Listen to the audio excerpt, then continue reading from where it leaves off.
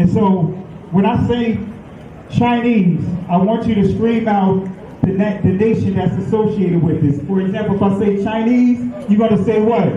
China. All right, let's say it with authority. When I say Chinese, you say what? China. All right, that's just a test right there. So here we go. Chinese. China. Russian. Russia. Italian. Italy. German. Germany. Swedish. Sweden. Korean. Korea. Egyptian. Egypt. Nigerian. Nigeria. Black. Exactly. Nothing. Tell him, Pastor. Tell him, Pastor. Black, nothing. I hope you were able to successfully identify the issue.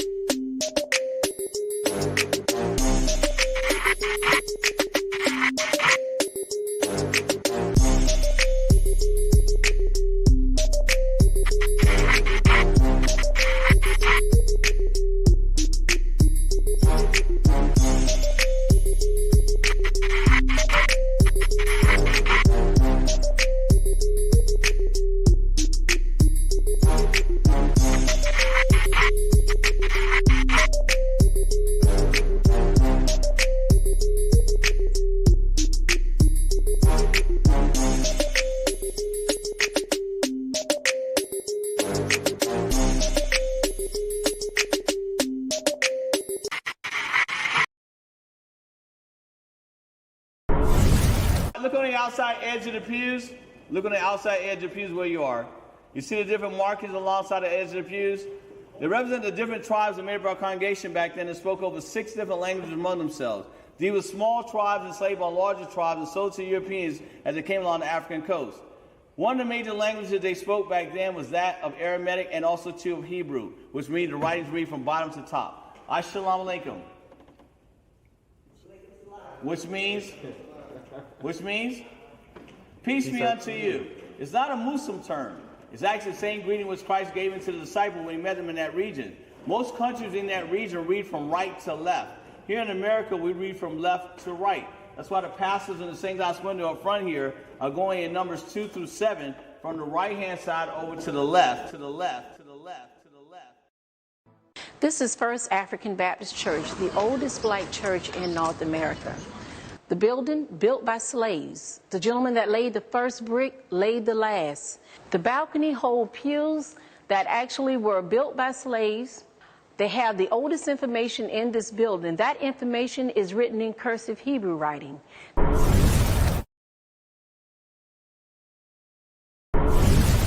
This gentleman right here. Huh? What happened? No, this the gentleman right here with the camera in his hand. Wave your hand. Pastor James Wesley Carr. Yeah, James Wesley Carr. No. What's your name? Oh, Kelly Richardson. Kelly Richardson. Pastor Kelly Richardson. He is a great-great-grand-nephew? Yeah. Nephew of one of our first pastors. Wow. Yeah, as a matter of fact, that's his uncle right here in the corner of the actual St. Glass window here to your left. He got the eyes. He looked just like him. Got the same eyes anyway. Come on, guys. Come on. That's funny. What's that up there looking like?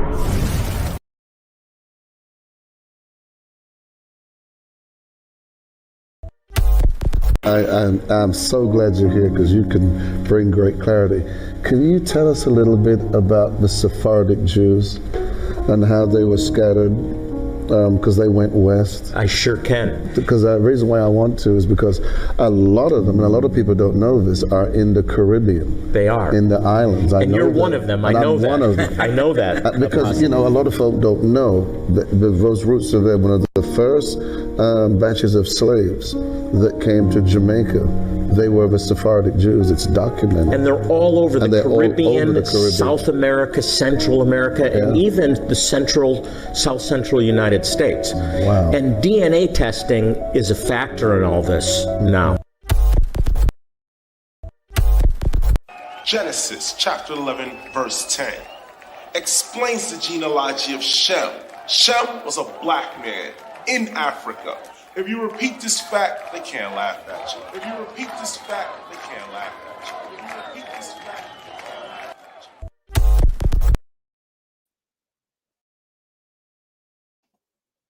you. Want to say peace and blessings to everyone. Want to say shalom lak mash paka. Hope and pray you guys had a blessed Shabbat. We had a great Shabbat today. I know that I didn't go live with our local assembly. I decided to let you guys hear Dr. Fred Price Jr.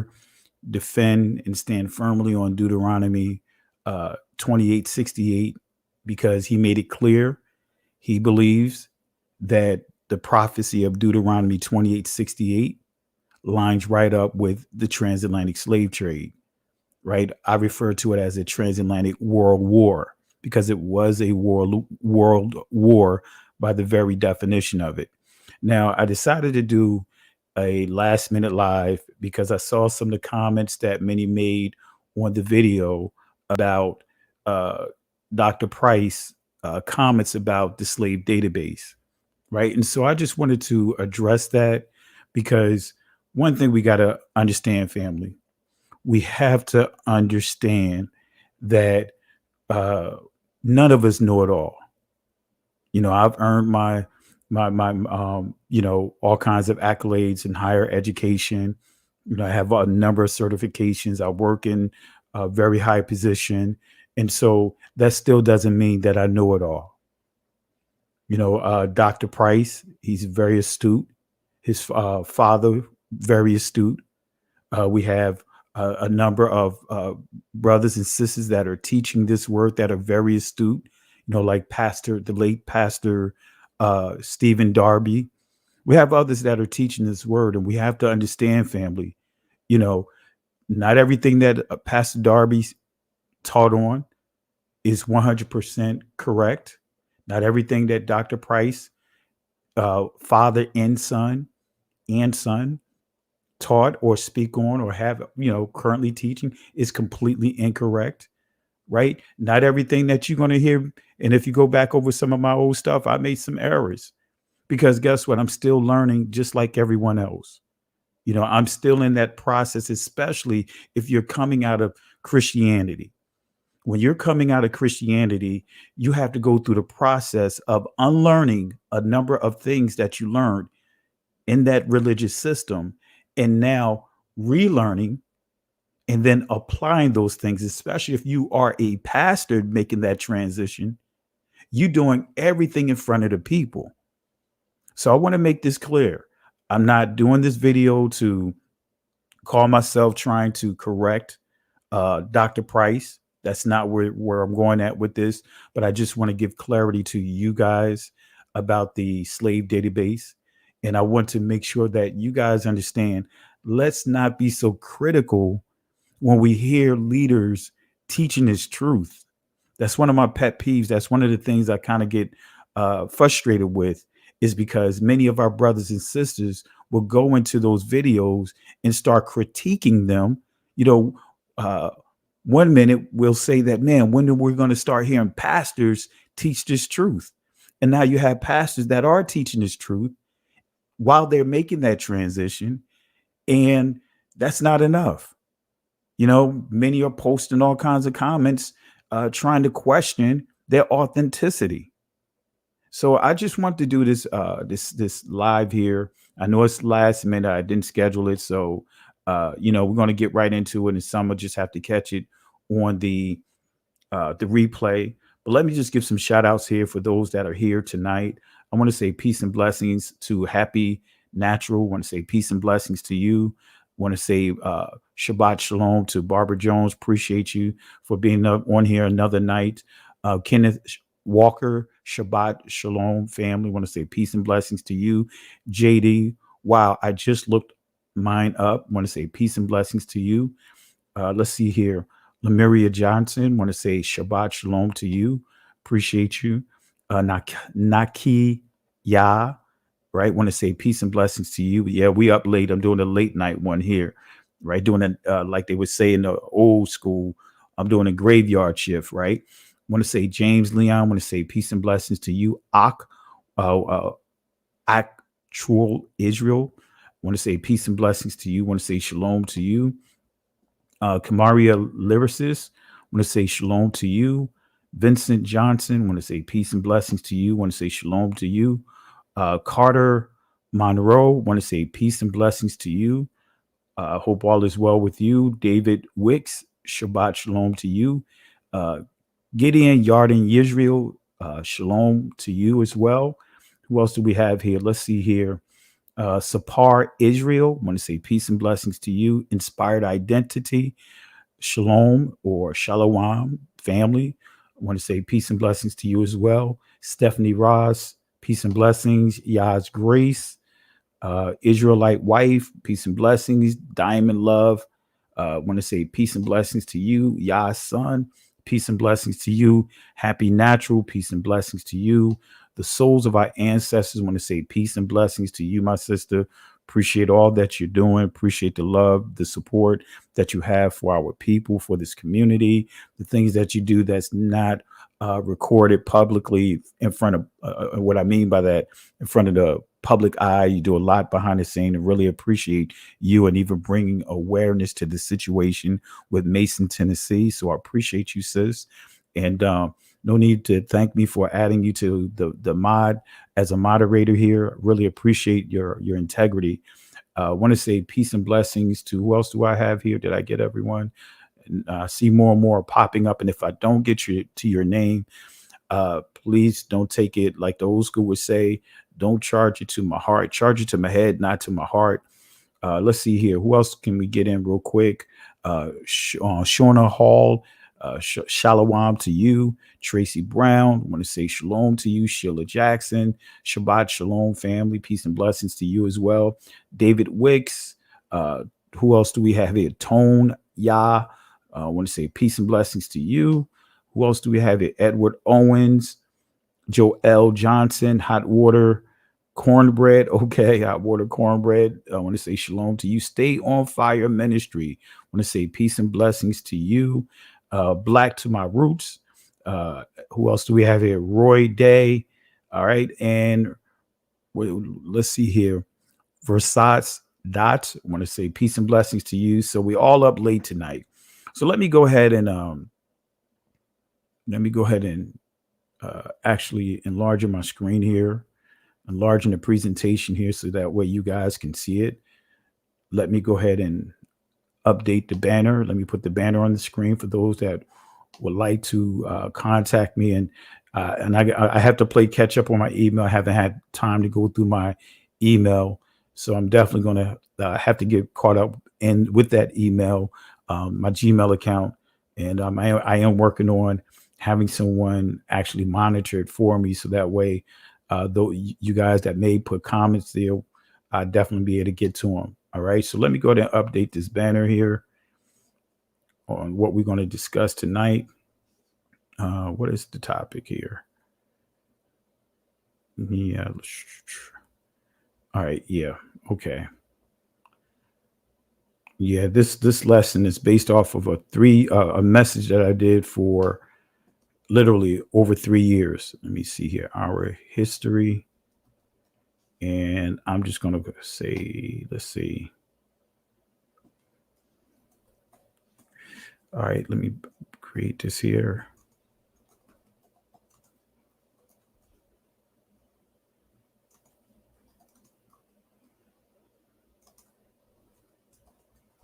All right, just correcting this. I mean, well, not correcting it, creating this banner.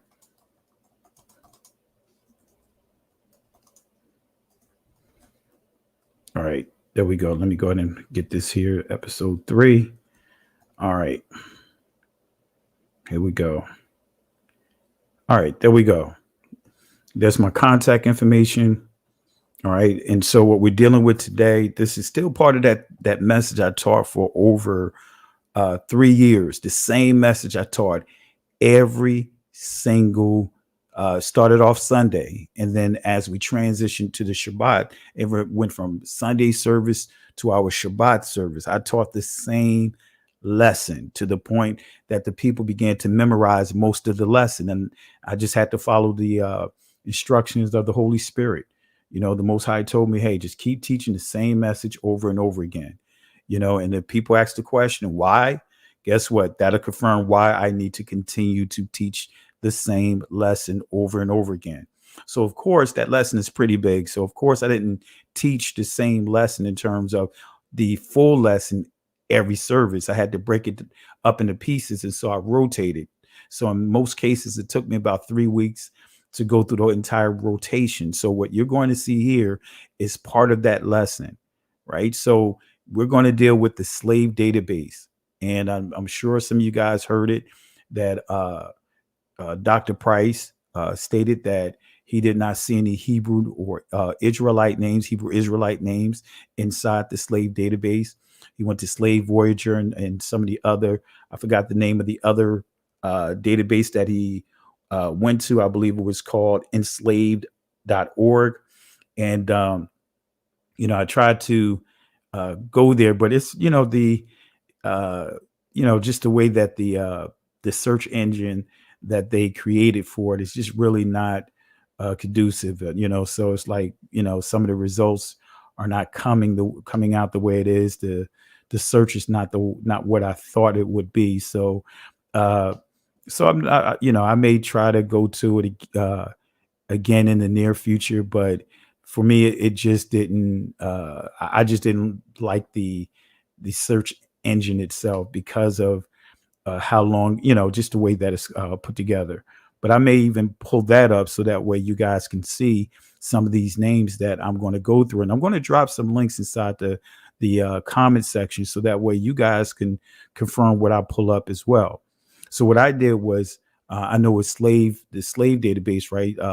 Slave Voyager or whatever. They allowed you to actually download an Excel spreadsheet. And so what I did was I created my own database off of it and created my internal searches on it. And I really combed through that database. So we're going to go ahead and get started here. Don't want to prolong the hour of going into the lesson, but I want to make this clear. I'm doing this lesson by no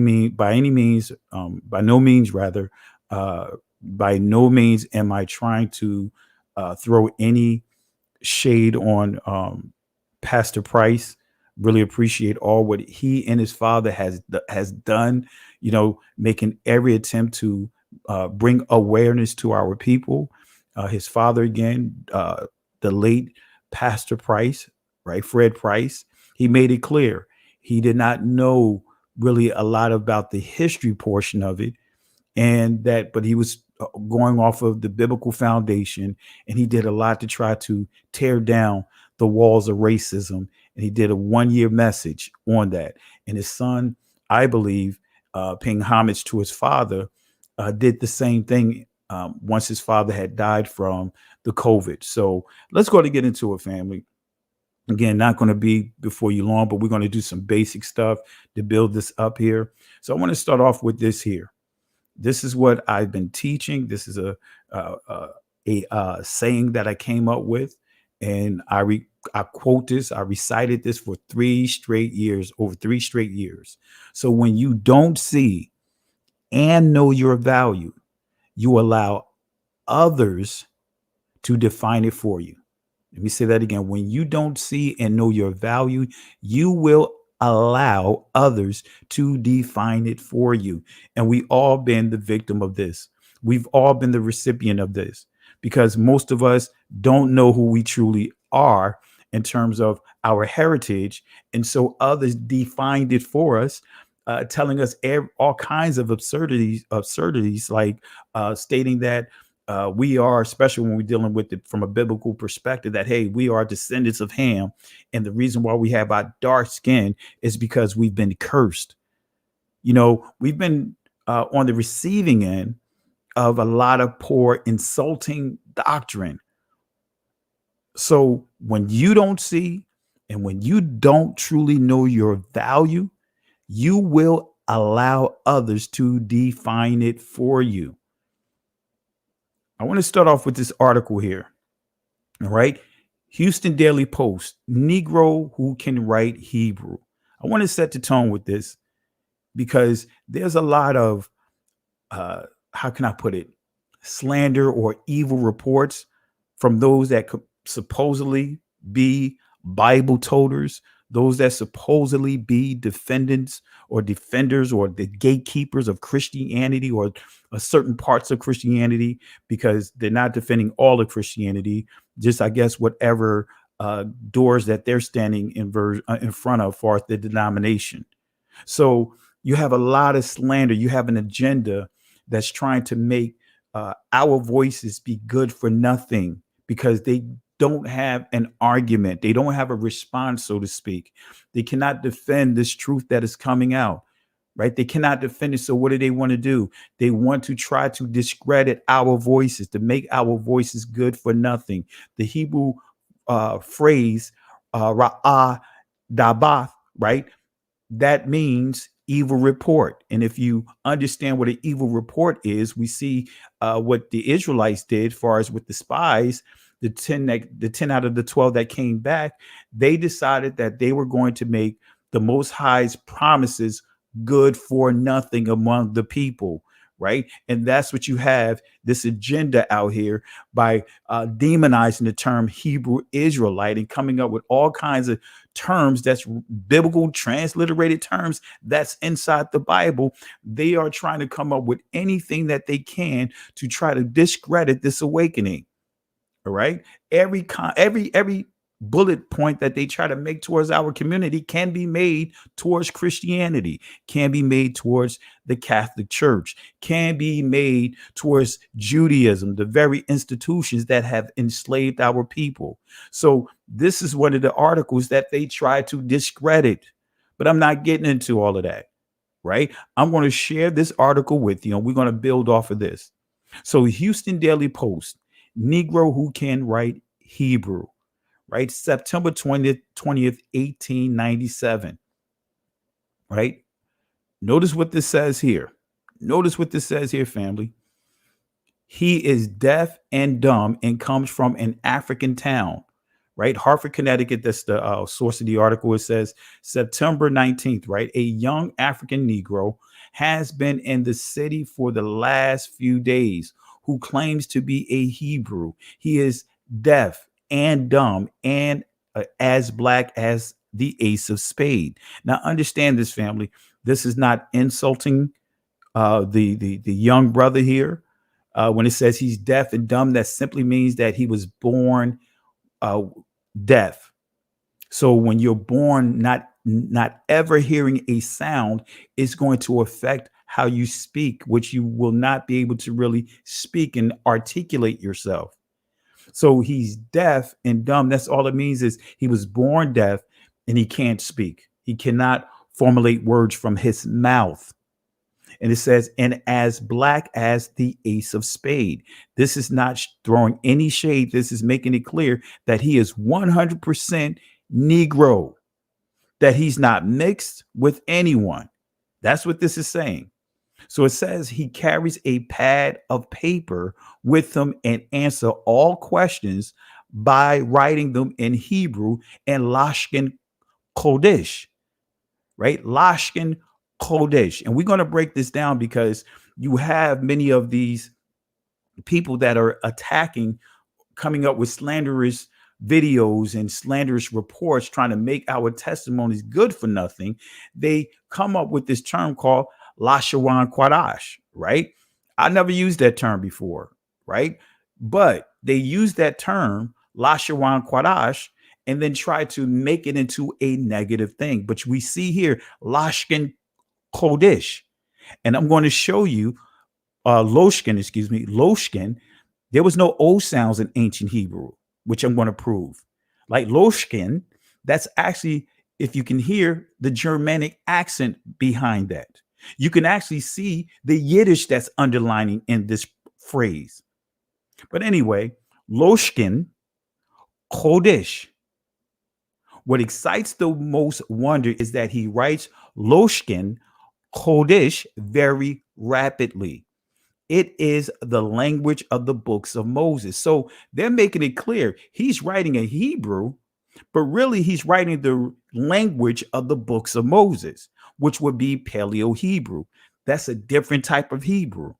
That's not this so-called modern Hebrew that you're hearing today, right? This is not the so-called biblical Hebrew that's disguised under as if it's, well, how can I put it?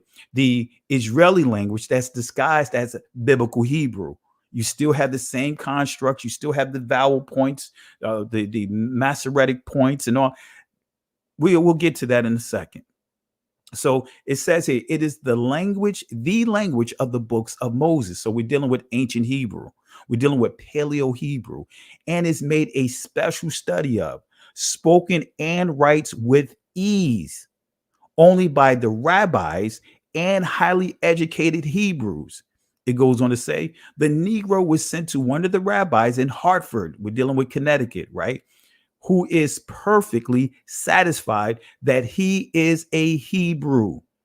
He says that he came from a large town in Africa where there is a tribe of about 20,000 Black Hebrews who speak Loshkin Kodesh. Right? Again, you can hear the Yiddish, right, foundation under these pronunciations. But it goes on to say, and are quite prosperous. He also says that his father is a rabbi in that town. That is why his father took the trouble to teach him to write these languages, which needed an extra amount of labor on account of his being deaf. Right? So it goes on to say, he says his people not only write Loshkin Kodesh, but it is their speaking language as well. He left home a few years ago, has seen a good deal of the world, and each town he hunts up the Jewish section, and there they give him clothes, food, and money. What surprises him, he writes, is that no Hebrew know of his countrymen in Africa. He's referring to our community. Now, I want to make sure you see this in the back here. This is the actual article. All I did was put it inside a bullet form to give a page rip effect on it, so that way I can read it clearly. But this is the actual article. This is the link from that article, right? Matter of fact, before we move forward, let me take this link and let me drop it inside the comment section so that way you guys can have it yourself. So I've been teaching this for years. I've been teaching this for years. I started teaching again this lesson easily almost 8 years ago, right? Teaching the same lesson over and over for years. So let me drop this link inside the comment section. All right. So that's the link right there to the actual article. That's the link right here. All right. So at your leisure, go back over this lesson, go back over this session here, and go to these links that I share with you, because you can confirm exactly what I am sharing with you, revealing to you. All right. And like I said, I've been teaching this for at least 8 years. Okay. So he says that he came from a large town in Africa where there is a tribe of about 20,000 Black Hebrews. All right. So I want to deal with this Loshkin Kodesh. Loshkin Kodesh. I want to deal with that phrase. But I want you to understand the pronunciations of these words from a Hebraic perspective, an ancient Hebrew perspective. Right. So if you go to this word, right, now, in ancient Hebrew, I'm going to share some sources. In ancient Hebrew, Paleo Hebrew, every letter was treated as a vowel point. I mean, not vowel point, a syllable, excuse me. Every letter was treated as a syllable, right? There was no matres lectionis prior to the 9th century, right? Not matres lectionis, the Masoretic points. That did not exist prior to the 9th century. There was no vowel letters in ancient Hebrew. Vowel letters were introduced by the Greeks, right? There's a book called Proof of Interpolation You can get clarity on that, and it makes it clear. The matrix lectionis, the Nakud system that so many of our brothers and sisters are priding themselves, pumping their chest that, hey, they know this Nakud system and they know this matrix lectionis system. This system did not, these vowel points, these vowel letters were created by those groups that have oppressed our community. So what you see here, right, the Lamed, right? This is called the Kamet, right? This is the Sheen with the Nakud to the right. You'll pronounce it with a sh sound, right? And then when you see this dot at the top, you pronounce this with an O sound. This is called the colon, right? But since we have a Y here, right, it'd be the colon Y, which is a vowel letter, right? And then at the end, you have the non, right? Or the noon in Israeli pronunciation. So how you pronounce this is Lashon, right? This is the Israeli pronunciation of it, right? But if you pronounced it from an ancient Hebrew perspective, it would be Lashawan, because there were no vowel letters, right?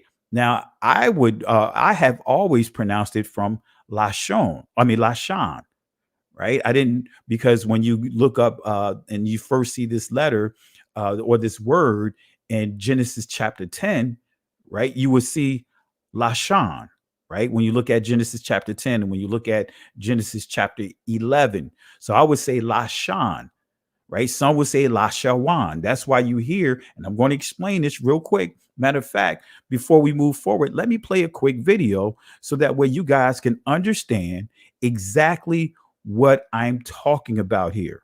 In ancient Hebrew, there was no O sounds, right? And let me start with playing this video to confirm that. I don't like to just say something without proving that.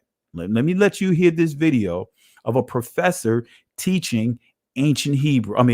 What is called biblical Hebrew. Let me let you hear this here. Notice what he says. Here's a chart that summarizes vowel class and length. And you can see across the top the three classes, A, E, and U.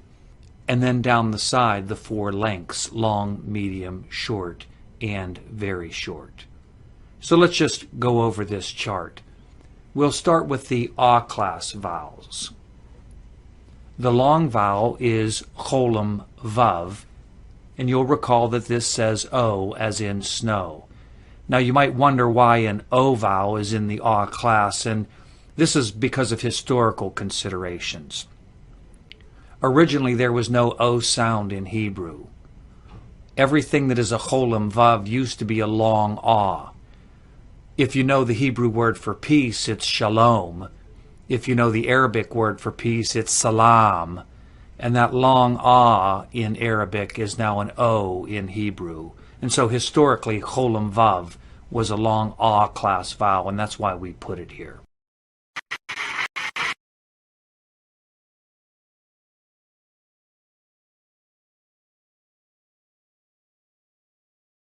Prove there's no U sounds in ancient Hebrew. There's no O sounds, just what he said. But he's stating that when you see this Y, it's saying it's stretching out the ah. That's not correct. When you really study ancient Hebrew, it doesn't make sense to say right here Lashan, right, versus Lashawan. Doesn't make sense. Doesn't make sense to say Shalom versus Shalom, right? You do have Shalom, and you also have Shalom. You have Shalom that doesn't have the wa, right? That's Shalom, which Shalom comes from. And also another Hebrew word that comes from that word is Shalama, which is Solomon's name. All right. So I want to make that clear. I want to set the tone for that. And if you say shalom, I'm not knocking you. Just don't knock me when you hear me say shalom. See, sometimes we can major in the minors. It's not a deal breaker because we all still learning this thing. Right? We still learning this thing. We still walking this thing out. But what has happened is, we have fallen into that spirit as a community of having the dirty dime, while the people that have oppressed us, the people that have taken our identity, right, you have what is called, they have the shiny nickel. We have the dirty dime. They have the shiny nickel.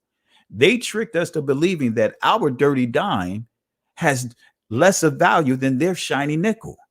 And many of us are chasing the shiny nickel, not realizing that your history, your identity, things that the Most High has blessed you with is far more valuable. All right. So I see a comment here. Let me see here. We woke now. The link you shared has cookies. What does cookies mean? Let me see here. Let me pull up the link real quick and let me answer your question. Let me see here.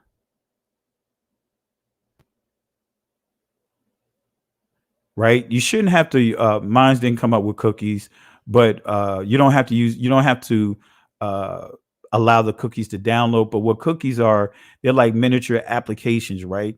That allow certain settings to be saved on your local computer.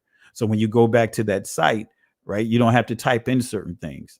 Cookies can also be very dangerous from a perspective of some sites use cookies to pull information from your browser, pull information from your desktop. So you don't have to accept any of the cookies. Don't worry about that. That's an IT term. Don't worry about allowing them to put cookies on your desktop or in your browser, right? Just use the link as don't focus on that portion of it.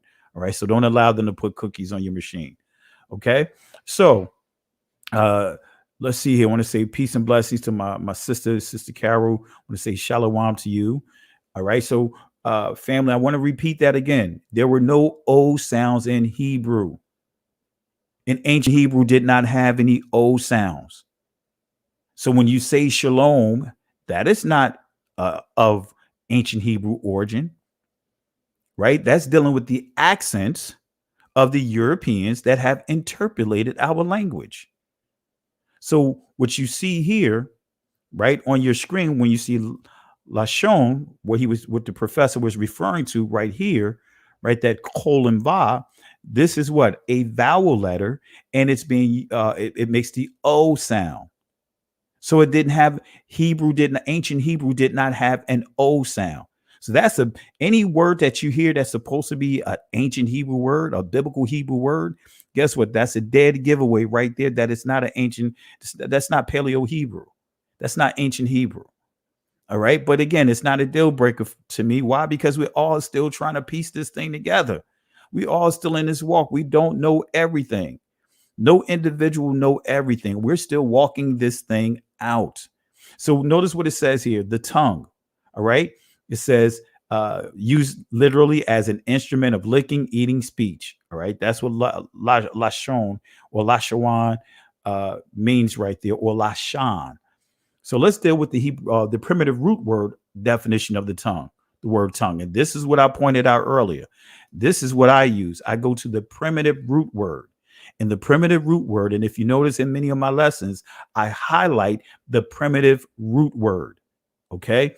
So notice here, lashan, right? Lashan. That's what I use when I when I use the phrase holy language, right? I would say lashan quadash, right? Not kodesh, right? Quadash, right? When you hear that kodesh, that is a what you call it? Now I can't think of the term now. Anyway, I can't think of the term, but that is of a slang Yiddish. That's Yiddish, right? Because you don't see what I should say, a chet or kath. In the Israeli language is chet. You don't see a chet here, or you don't see a kath, ancient pronunciation of it. You don't see that in any one of the words that are highlighted. So how did they get lashkin, kodesh? And when you look at the holy word, quadash, you're not going to see a ka sound. I mean, a ha, right? So that's of Yiddish. But as we see here, right, lashan means the primitive root word, use the tongue. That's what I really want to highlight. Use the tongue. That's what we're highlighting in this text here. usage of the tongue. Okay. So I just want to just reiterate that point. All right. So now let's go to another Hebrew word, right? We're going to go to the primitive root word. Now notice what you see here, quadash, right? So if you hear anyone say quadash, right, don't take it as a way of, someone is purposely trying to be deceived or deceptive with how they pronouncing these words. So Lashan Quadash is an actual phrase. If someone say Lashawan Quadash, that's an actual phrase, right? But again, I go to the primitive root word. So I say Lashan Quadash. Now, when you say Kodesh, right, or Kodesh or Kadesh, that's of a Israeli pronunciation, right? Quadash. Quadasha is a woman, a holy woman, if you really understand ancient Hebrew. A holy woman. Quadasha. Anyway, so we see here, Quadash, it means clean, it means consecrate, it means dedicate, it means keep, proclaim, purify, sanctify. So Lashon, Quadash, is an accurate ancient Hebraic pronunciation. And if you hear someone say La Shawan, Quadash, guess what? That is an actual ancient pronunciation, correct pronunciation of the word. If they're pronouncing it with the wa, that's here, the wa, not va, wa, right? If we went back to here, let me go back to the other one here because I'm thinking that I'm clicking on it, right? Let's go back to the other word here. So La Shawan versus La Shon. And it's not saying Lashan, right? This is not saying stretch out the ah sound. Now you're getting into what is called diminution of the letter. You're manipulating, modifying the letter, which is not true at all. And I'm going to give you a couple of sources, and then we're going to get into the slave database. So let's fast forward here. Let's pick up where we left off at. So you see Quadash, all right? So I want to make this clear, family. There has always been an ongoing attempt to destroy our history, right? Let me give you a little proof here. If you go to Jeremiah chapter 36, verse 20 and 21, I want to read something to you. Some of you guys may remember this, but I want to reiterate this point. This is verse 20. It says, and they went into the king, into the court, but they laid up the roll, Magalah, in the chamber of Elishama, the scribe, and told all the words in the ears of the king. Now notice this here. So the king sent Jehudi to fetch the roll, and he took it out of Elishama, the scribe's chamber, and Jehudi read it in the ears of the king and in the ears of all the princes, which stood beside the king. Right now, if we go to Jeremiah saying 36:23, if you go to the 23rd verse, notice what it says here.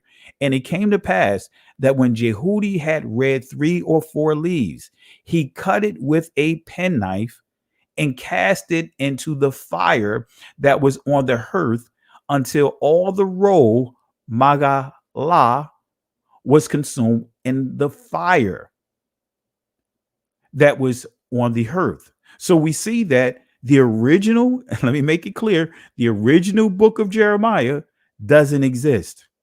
Let me say that again. The original the original writings of Jeremiah was burnt up. So even the oldest writings of Jeremiah is a copy, right? Let me see here. I see a quick question here or a quick comment from Stephanie. I was told it meant language or tongue. Absolutely. Right. Lashawan, right. Or Lashan, right. Means language. It means tone. Tongue. You're absolutely correct. And so, yeah, that is a name too. Right. Many, you have some sisters with the name of Lashan or Lashana. Right. It actually means language. It means tongue. Okay. So appreciate it. All right. Let me see if I missed anyone here. Oh, I want to say, Danyuya Ben Israel, thank you for the super chat. Really appreciate you for taking the time out to watch this presentation. All right, so I'll I'll share the link again. I'll put the link inside the chat again, so that way, let me see. Do I still have it? Say, yeah. Here's the link again for the article in Texas. All right. So appreciate you. Thank you for the super chat. Really appreciate you investing in this platform. Thank you again. All right. Let's see here. Okay.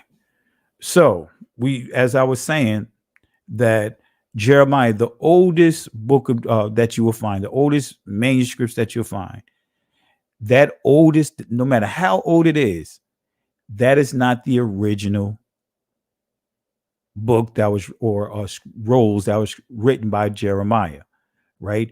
By his scribe, right? So the Most High had to encourage them to keep writing it over.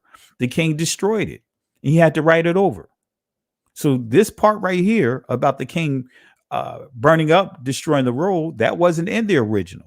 Why? Because the original, they didn't have that happen. This part was added at that time when they wrote it again, put it in there to let us know that, hey, there was an all-out assault by the king, our own people, trying to what? Rewrite or destroy prophecy, destroy history that is written at that time. So the king at that time made it a point to try to destroy the word at that time, that point in history.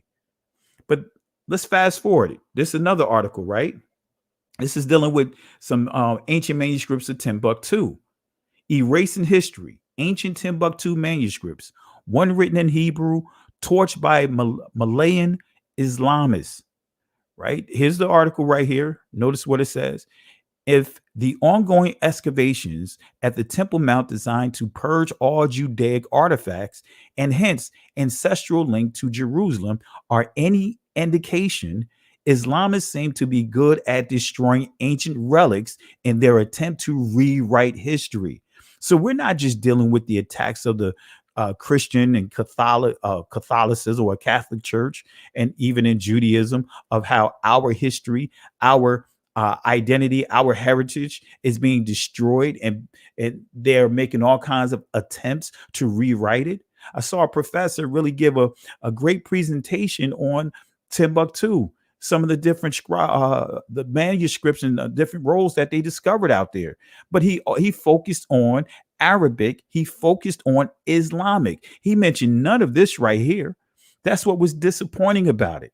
He instead of giving an unbiased lecture, right? He decided to just his entire hour and a half lecture. All he mentioned was Islam. All he mentioned was Arabic. But how come we're not hearing any of the so-called, I'm not even going to say so-called professors. That's what I'm going to call it, because he was a professor. I'm not going to say so-called. He is a professor. How come we're not hearing these professors, especially from within our community, actually pointing out that there were Hebrew manuscripts that was destroyed in Timbuktu? All right. So it says were priceless manuscripts of Timbuktu, including one written in Hebrew, have been preserved for posterity. While most were written in Arabic, one of the manuscripts reportedly burned in a wooden trunk was written in Hebrew. Right? How come we can't see that? And I believe, and I have some proof, right? And I'm not just going to say what I believe. I also have proof that some of those things are purposely being withheld. Purposely being withheld. Okay? So let's give some ancient Hebrew basics here. All right? Some basic understanding of some basic fundamentals of ancient Hebrew. And this is going to solidify my point, right? And I'm going to show you where Pastor Dr. Fred Price, how he, the error that he made trying to search the database. Because I can guarantee you many, when they search the database, they're trying to search for Hebrew names as they know them of today. And I'm going to show you and prove ancient Hebrew is That this is, I go off the three witnesses. You could find ancient Hebrew in the slave database, and I'm going to give proof here. So vowels could be reconstructed in Indo-European languages even easier than in Hebrew because of excessiveness of those languages. Yet written languages beyond the Egyptian and West Semitic differentiate vowels even in shorthand writing. Right? Let me read that again. Yet written languages beyond the Egyptian and West Semitic, it says differentiate values even in shorthand writings. So when you see the IE, right, that's Indo-European. When you hear the word pi, that's Proto-Indo-European. All right. So that can be used for interchangeably with the language of Japheth, if you want to just call it that. So to omit the vowels is odd unless vocalization was unessential or unambiguous. Let me read it again. To omit the vowels is odd unless vocalization was unessential or unambiguous. Proto-Hebrew was unambiguous. The language had a single vowel, which later evolved into vowels according to the synodical accent. So it's telling you right here that ancient Hebrew started out just having one vowel, You could study study linguistics of languages, right? Just linguistics. That's the study of languages. Just do your studies on there. You start learning that. Guess what? The original vowel was the Every value that you have right now comes from the So when you say A-E-I-O-U, that's actually the evolution of the It started out with the short not A, not E, not I, not O, not U, and sometimes Y. Actually, it was That's the short sound. That's the original pronunciation of the original vowel. So the language had a single vowel which later evolved into other vowels according to synodical accent. Differentiation of vowels run exactly along morphological differentiation. Sanskrit vocalizes each consonant with without specifically marking that sound. Hebrew, likewise, need not mark vowels. The only existing vowel was presumed for every consonant. When writing ka, the Hebrew actually, now this is just make the k sound. So the Hebrew actually meant ka. All right. So the consonant vowel structure provided for clear pronunciation of consonants without blurring, as in consonant vowel, consonant clusters, or word final consonants. So what this is saying that the Hebrew words, right, follow this structure: consonant vowel, consonant, right? And many of you guys' names, right, especially if you have American names, or should I say names such as, like, my first name is an Irish name, Kelly, that's Irish, right? Kelly. So you have consonant, vowel, consonant, and sometimes vowel, because Y is sometimes can be used as a vowel, right? A-E-I-O-U, sometimes Y. So in a nutshell, if you just follow this pattern and do your own name, you're going to find that, guess what? Your name follows a different structure. In ancient Hebrew, consonant, vowel, consonant is the structure of each word, each syllable. But notice what you see here. It says initially, each syllable was pronounced distinctly with its own accent. So it's saying each syllable, each letter, right, which is referred to as a syllable, right, which pronounced, right, with its own, distinctly with its own accent. So you hear me say dabar, right? That transliterates to word.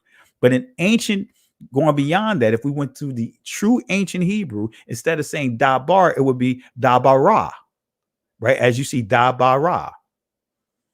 As people became more fluent in speech, they pronounced words as a whole, and accent naturally shifted to penultimate position. So da bara, right? So the accent is being placed in the middle, the in the middle. So it'd be da bara,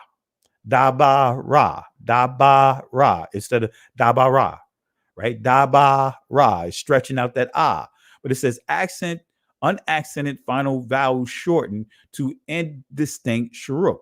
So now you have dabar right? Dabaru.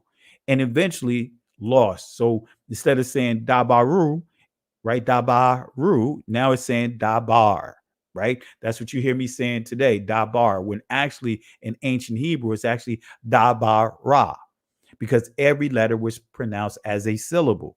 So Sanskrit, again, vocalizes each consonant with ah without specifically marking that sound. Hebrew, likewise, need not mark vowels. The only existing vowel ah was presumed for every consonant.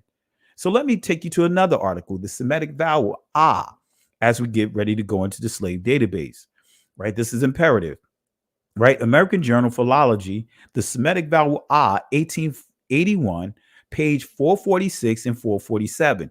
I encourage you guys to read this article, download it. You can download it for free, right? You can actually go to, you can download it. You can just Google it, right? But notice this here, right? And what this is what you see here, right? This is coming from this document here, right? And I want you to understand this here, just so that way you can hear what get an idea of why Hebrew is the way that it is today, right? It says here, we may have a very valuable testimony, Semitic pronunciations, which may not only flourish material history of the Babylonian Assyrian vocalism, but also on that of the sister dialects, especially the Central or Canaanitish groups. Now, understand, family, that word Semitic, right, or Shemitic, initially that just meant a group of languages. It wasn't referring to someone's ethnicity, as we see it morphed into that, right? Shemitic or Semitic refer to a group of languages. So we see here Babylonian Assyrian vocalism, but also on that of the sister dialects, especially the Central of Canaanitish groups. Its value is diminished. This is dealing with the ah. The value of the ah is diminished. Indeed, by the fact that in a foreign character not invented by Semites or to express sounds. So what this is saying, right, when we start dealing with characters not invented by Semites, right, Shemitic people, right, what this is saying is that vowel dots that you see, that Nakud system, that those Masoretic points, that was not created by Shemitic people. That's what this is saying right here. This is literally telling you that the Masoretics, the Masoretes, they were not Israelites. That's what this is actually saying. Yet this disadvantage concerns the consonants mainly, and if the writings is correctly read, it ought to give us in general a true picture of the early Babylonian pronunciation of the vowels. It goes on to say, in the case of the other dialects, our direct information does not back further than about the beginning of our era. That's important, family. So what you see being taught is information that doesn't go beyond the 9th century. A lot of this stuff that you're hearing is made up when it comes to ancient Hebrew, the pronunciation, because these sounds that they are saying is supposed to be Hebrew or modern Hebrew, guess what? It does not go beyond the 9th century. And if you want to give a fourth century root, let's just say buffer, at the latest, we go into the 5th century. But they did not pronounce this Hebrew that's being pronounced today. This is not ancient Hebrew that you hear today. I have here gathered some materials for a history of the first vowel ah, giving first the case in which it has maintained itself and then has changed, then the changes it has undergone. It has been preserved in the following forms. First, in the primitive or underived noun in a number of words, such as ab as in ak, right? Ab as in father, ak as in brother, Yod, notice what it says, Yod, not Yod, Yod, right? And Kaf as in hand, in which, except the last Hebrew in accordance law of tone broadening, has retained the original vowel status constructus, and in the plural of ak. So this telling you that the original sound before it began to be stretched out, modified according to accents of those that have interpolated the language, you see here said it's still being preserved in certain words like ab or abba, father, ak as in brother, yad and kaf as in hand, right? So here's another thing that I want to highlight. This is not supposed to be here. Let me take this out. Let me see here. Let's see what comes after here. Yeah, that's not supposed to be here, right? I done messed up my slide here. But anyway, so let me give you some 2 key points. Let me make sure here. All right, let's just highlight 2 key points from the previous reference, right? Its value I is diminished, and indeed by the fact that in a foreign character not invented by Semites or to express sounds, right? Suffer frequent phonetic diminution and increased mainly by the influence of the accent. Whose accent? Not our accent, right? The very people that interpolated this language. Let me take this slide out. Let me put it in its proper place. All right, we're getting ready to go into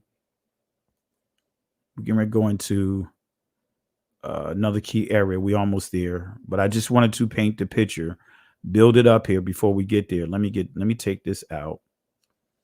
Let me take this slide out, and so that way it flows the way it should. All right, let me see here.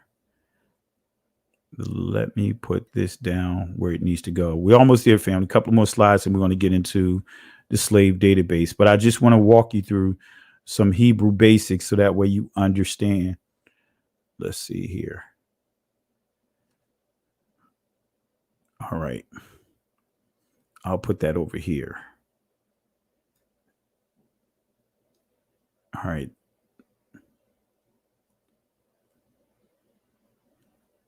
Let me make sure I got this correct. All right. All right, there we go. All right. Just wanted to make a correction here. All right. So again, we highlighted 2 key points from that document.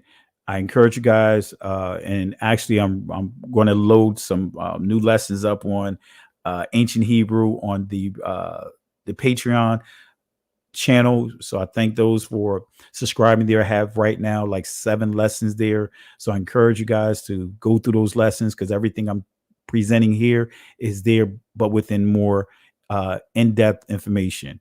So its value is diminished indeed by the fact that in a foreign character not invented by Semites or to express sound, right?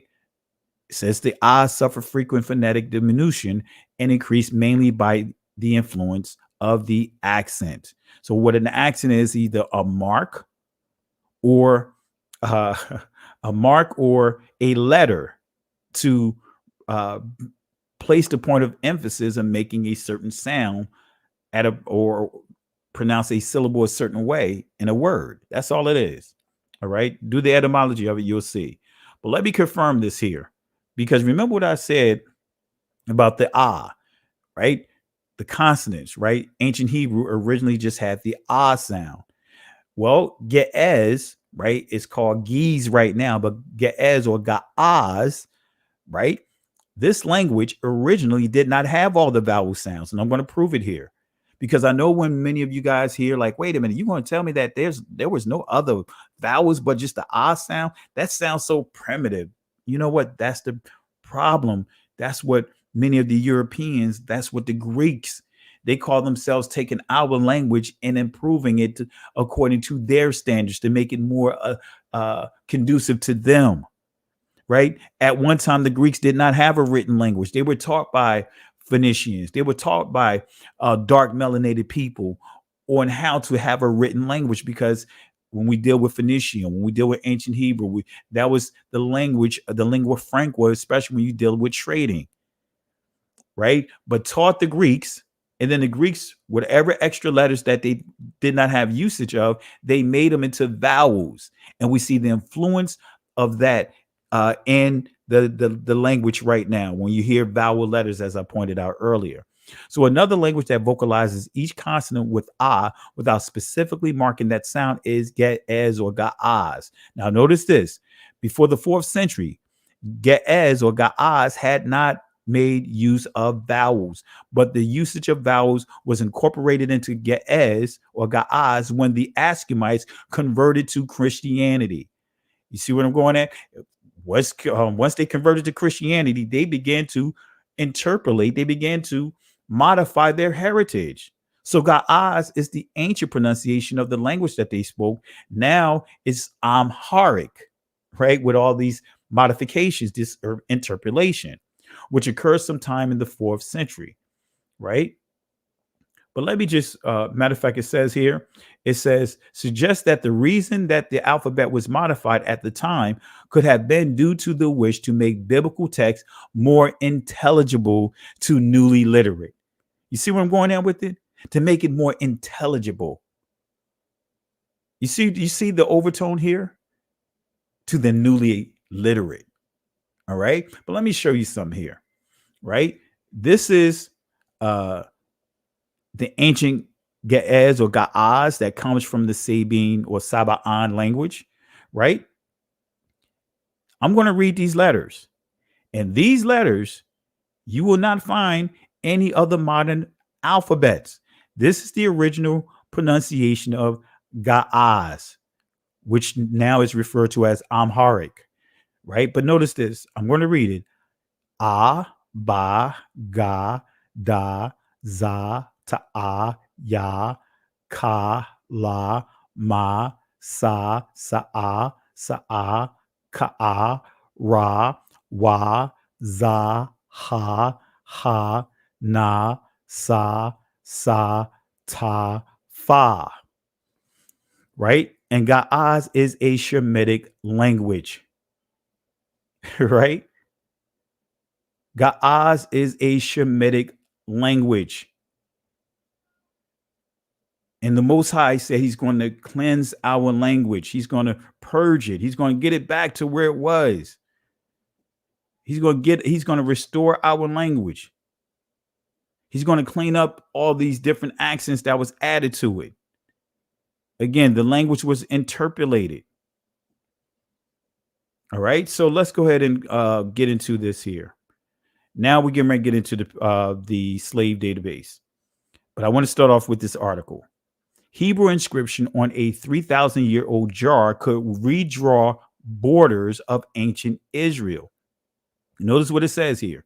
The Dead Sea Scrolls gave experts a clearer view of the text, enabling them to decipher the 5-letter word written in ancient Hebrew script.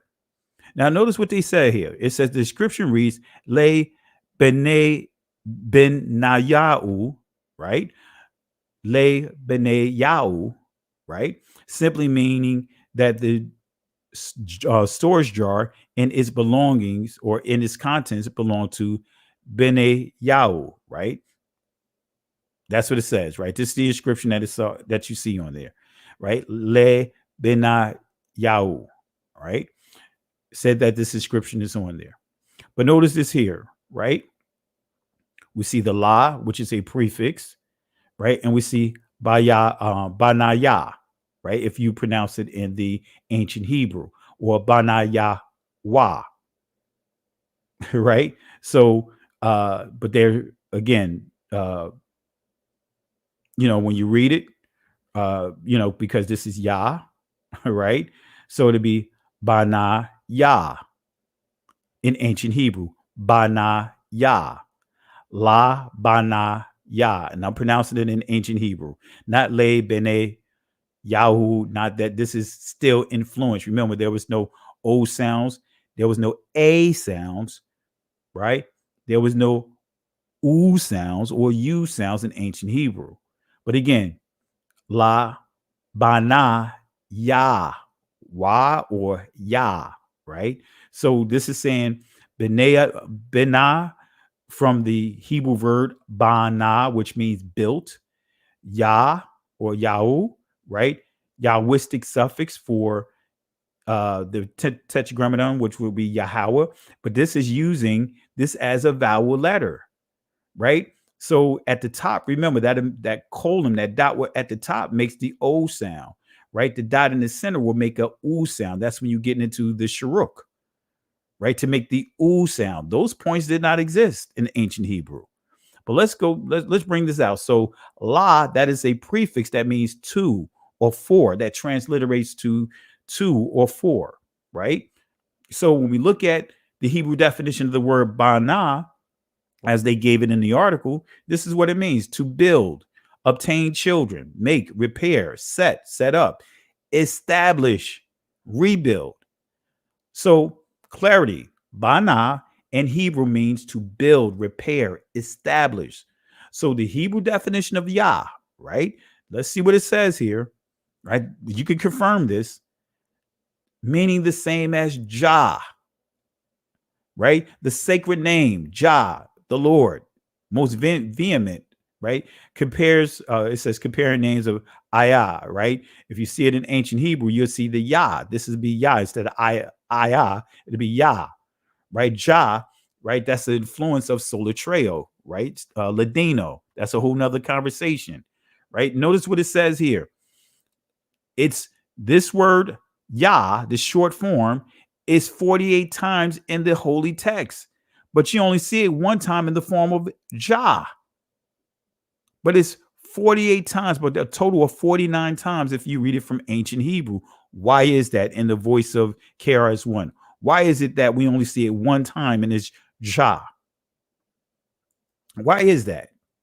Right? Yah is the contracted name of Yahweh. So if we go to the voices of our ancestors in the slave database, notice what you see here. You see the very first name that you see here in the back, right? You can pull this up. This is Slave Voyages, right? You could do a search. That's why I have the screen print of the search, Bar Banya, right here. You see it in the back here too, right? Ship name Espanola, right? Arrival 1825. But notice here, Bar Banya. That's a Hebrew phrase right there. That's a Hebrew phrase, family. That is Hebrew. That is ancient Hebrew. But let's break it down. Bar, right? Bara or bar. Let's see what it means. Bar, it says the heir apparent to the throne. Now, if we pronounce it in ancient Hebrew, bara, it can also mean create. Right? But anyway, but keeping it simple, bar. Let's go back here. Heir to the throne. Bar, son, right? Heir to the throne. Bana, right? We already gave the definition, but I'm going to give it to you again. To build, obtain, children, make, repair, set up, establish. And of course, we see, I explained Yah. So if we bring this together, Bar Banya, we can simply say it means build, repair, make stable your son Yah. This is in the slave database. So I'm showing you that there's Hebrew in the slave database. Bar Banya. This is coming from the slave database. And matter of fact, let's try out. I'm going to see if I could put it up on share the screen on it.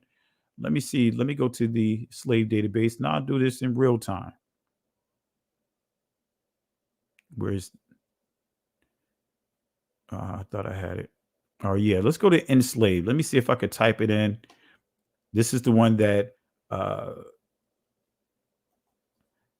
Dr. Fred Price used.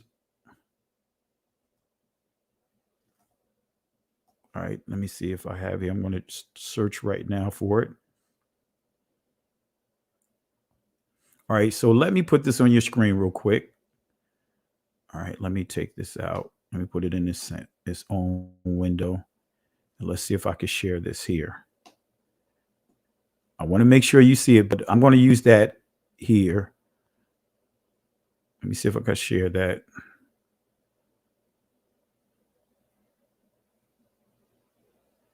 All right, let me stop the screen share. Let me see if I can share so you guys can see here. And I'll put the link in the chat too.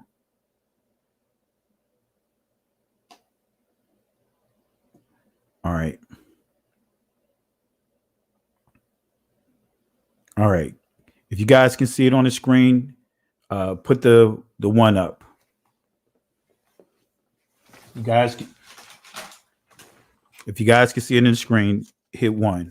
If you can't see it, type 2. Now this is the link that one of the links that Dr. Fred Price made reference to, and I'm going to put this search result inside the chat so you guys can see.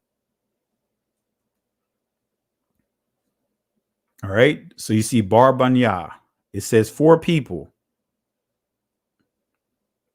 4 people, men. Bar Banya. All men. So guess what? Son. All men. Right? Son. To build up. Yah. Okay. This is confirming what I just pointed out. All right. So let me go ahead and let me bring back my presentation. Now, my screen prints are from the slave database as far as slave voyage or whatever database, but you can confirm that here as well as we just did. All right. So let me pull up my presentation again, and then we'll kind of toggle between the two so that way you guys can actually see this in real time. Let me pull up my presentation again. All right, so that's one word. It's plenty more, but I'm just giving some basic information here. Let's go back here. All right, so Bar Banya means build, repair, make stable your son, Yah. That's ancient Hebrew. Guess what? We have Aman Yah in his slave database. We have Aman Yah. So let me put this up. Let me pull back up the other. And then we're going to break down the meaning of this real quick. So let me stop the share of this. Let's bring the other one back up. And you're going to see me do this in real time. So that way you guys can confirm it. Let's go to that site again. Where's it? Where's I just had it?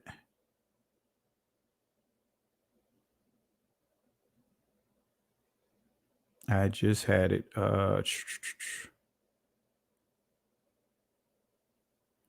Now it's not coming up for me. All right, here we go. There we go. All right, so I'm going to share this, and I'm going to type in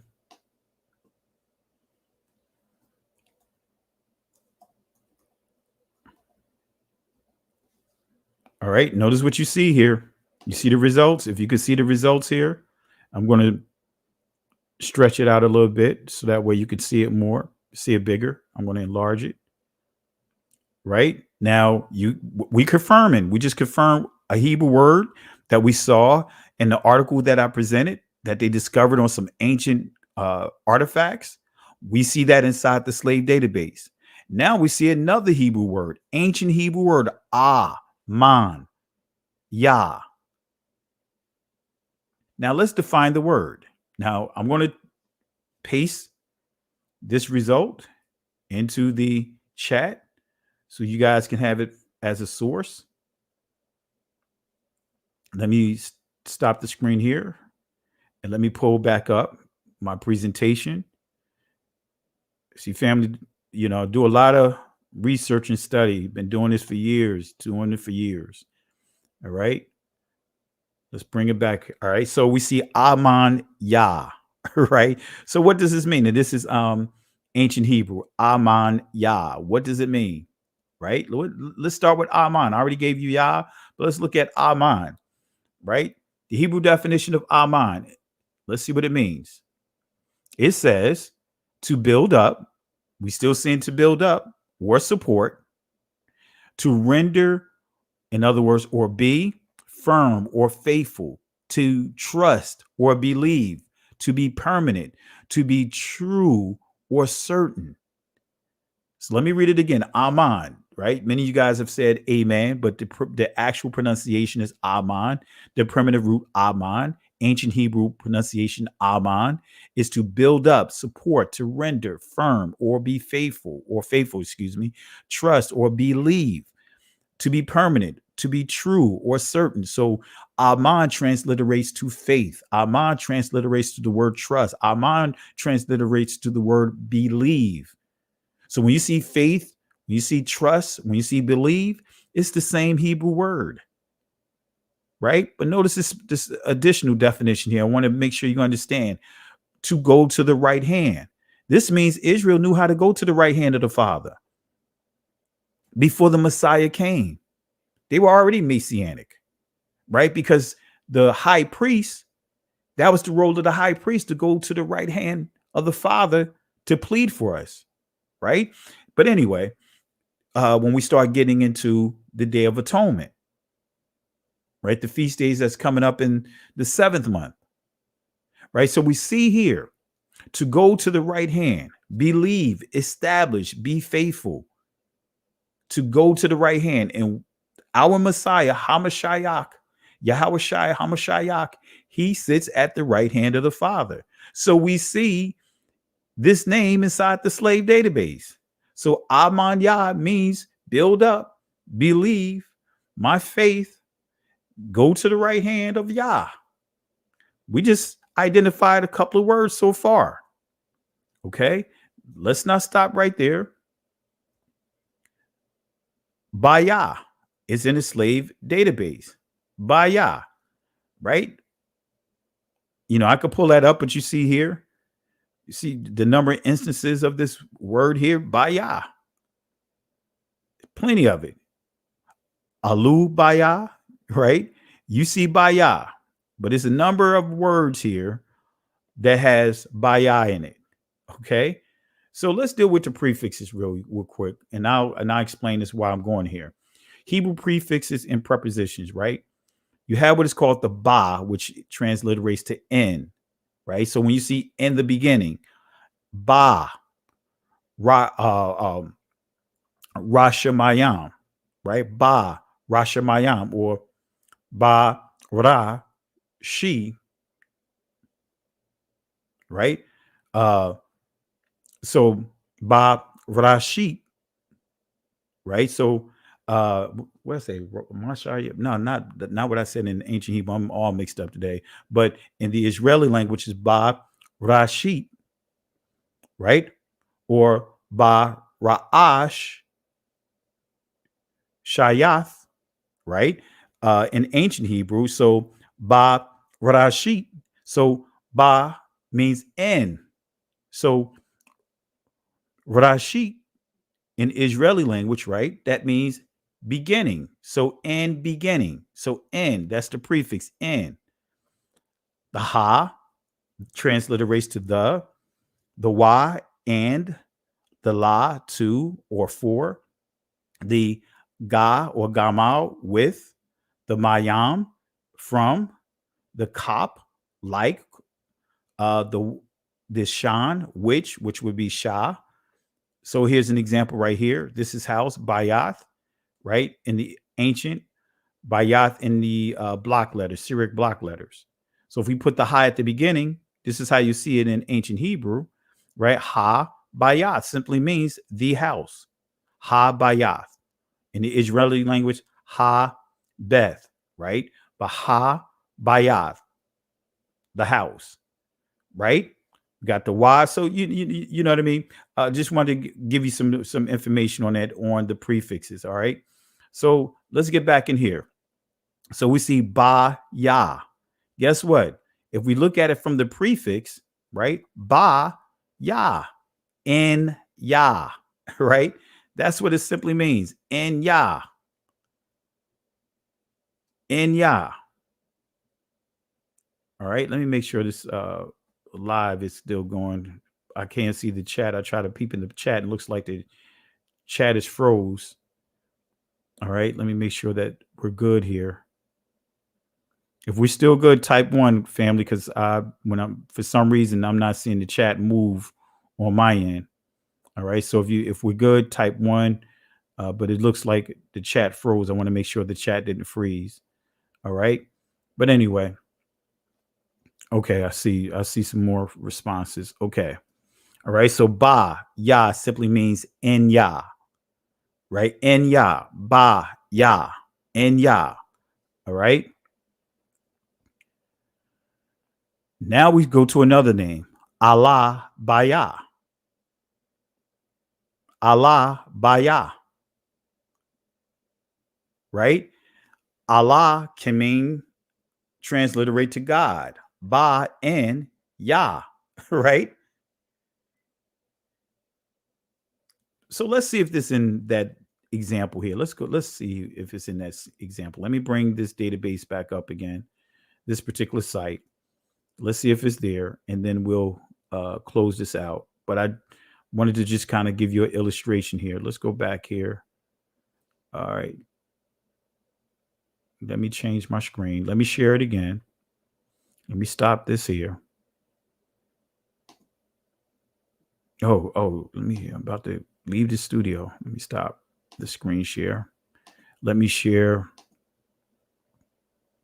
No, I don't want to do that. Let's share. Let's go back to that share again. All right. Let's bring that up. Now let's type in. Let me put it over here. Let me move it some. Let me shrink it so I can get it all on the screen. All right. And the word that we're doing now is Allah Baya. Allah Baya. And notice we have a result here.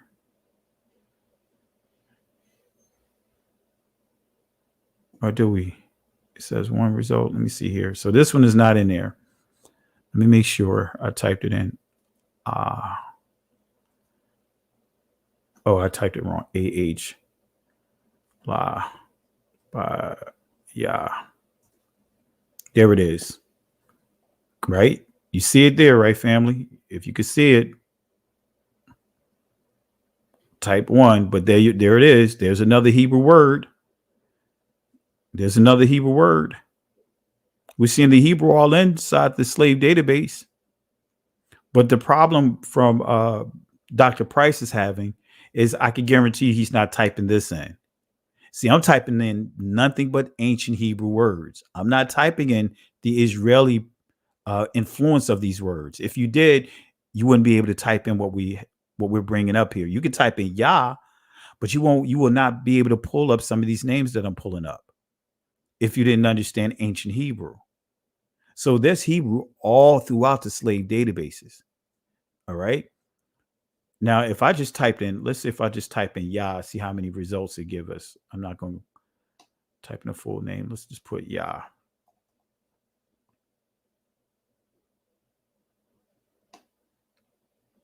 Look at that.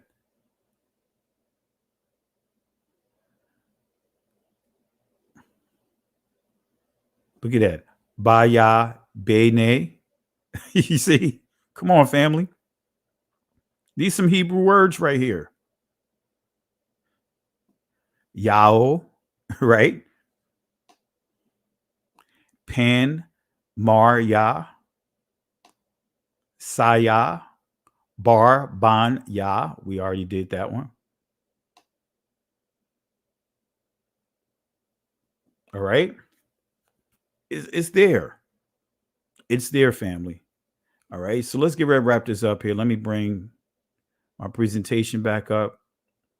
I'll drop the link if Sister Carol, if you want to jump in before we wrap up, feel free to do so. I'll drop the link, but I want to share one more example here as we wrap up.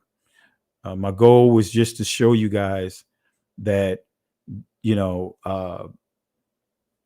there's Hebrew words all through the slave database, Hebrew names, right? So when we look at Allah, right? Allah, right? Aramaic, right? It says here, Aramaic transliterates to the word God. So Allah or Alaha, right? So if we go to Exodus chapter 12, verse 1 and 2, let's see what we have here. Oh, this is Yahweh. Let me see here. That's not what I'm looking for. That's Yah's name. All right. We see, matter of fact, if we go here, the Most High is making it clear that his name is Yah. Verse 3, Yah, the Lord is the man of war. The Lord is his name. Actually, we see that bold letters. That's Yahweh. If you go to the actual ancient Hebrew, you'll see Yahweh. So then sang Moses and the children of Israel this song unto Yahweh. right? And spake, saying, I will sing unto Yahweh, right? We see his name is there. Verse 2, Yahweh is my strength and my in song, and he is become my salvation. He is my Allah, right? Not El, Allah, because there were no vowel points in ancient Hebrew. You're not pronouncing this letter here if you say El or Elohim or Elohim, right? You're actually pronouncing vowel points, but it's Allah, right? If you want to drop the I at the end, Al, but Allah, right? Then we see Alahai, but we see Allah. We see it right here. Okay. So I will prepare him an habitation, my father's Alahai. The Hebrew definition of Alahai, notice what it says here. And you see it, you see different variations here. I'm just showing you here. So you see Lohi, right? You see that here, right? You know, so just give me some different pronunciation of it. Lohi, right? We still see it here. All right. So we see the difference is you see the colon va here, right? The vowel letter, but here you just see the colon to the left side, top left of the lamed, right? And we see here Eloha, right? Eloha or Alaha, right? And we see I can't tell that from looking at it. It looks real tiny, but looks like the patak, but it'd be Alaha Ya, Alahaya, right? If we said it in the ancient pronunciation, which that's where we see Alahaya, right? Now, if it's a dot, then it'd be different because it looks like when we see la, right? So if this is a dot, then that'll, you know, that's different, right? Then that'll be the correct, right? Which would be make the sound. So the la haya. All right. But anyway, not getting into all of that. But we see here, we see this inside the slave database. That's the point I wanted to make. But minus these dots, right? You see Allah, right? Or Alaha. Hebrew definition of Alaha. Again, this is another dictionary, right? Notice you see here Allah, right? Again, same thing, to worship as a deity, right? We see it here. If we go to the Aramaic definition of Alaha, notice what we see here, right? This is the English Dictionary of Contemporary Ancient and Babylonian Assyria. Notice what you see here. Aramaic, right? Alaha or Allah or Alaha. Aramaic. So when you hear someone say Alaha Yam, the Yam is the maximum masculine plural. In Arabic, Allah. El in Ugaritic, which this is completely false. This is not correct. Ugaritic and Phoenician, if we're dealing with ancient, right? That's not correct. There was no L sounds. But anyway, so Yahweh, right? Yahweh, the name Yahweh, excuse the typo, is in the slave database, but it's pronounced different without the A sound, right? This is going back, give you some sources here explaining that A sound. That A sound did not originate in ancient Hebrew. So let's go here to page 44, the same source I read to you earlier. Notice what it says here. From the article, we infer a primitive stem ha, which may be compared, you see Arab hey, as a probable lengthening. Remember, the original pronunciation, the original vowel was ah before it was lengthened.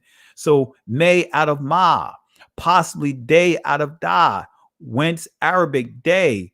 Most of the simple participle have ah as in ba. Now notice it's going to sound just like ancient Hebrew. It's going to sound like the ancient ga'as that I read, or the Saba'an language, which would say transliterates to Sabine. But notice what it says. It's going to sound just like this. Ah, ba, ka, la, wa, fa, sa, ah, al, la, khad. Ah, that AU still makes a ah sound. La, kai. Not K, kai. Right? Kai. Right? not K. It's not making an A sound. Remember, there was no A sounds in ancient Hebrew. So you pronounce it Kai. That's right. He spelled it out here. So you're still making the I sound. Kai, right? And others, while the ah has thus maintained itself in so large a number of cases, it has also suffered frequent phonetic diminution. In other words, stretching out, lengthening, manipulation, moderation, modifying rather, right? And increased mainly by the influence of the accent. Whose accent?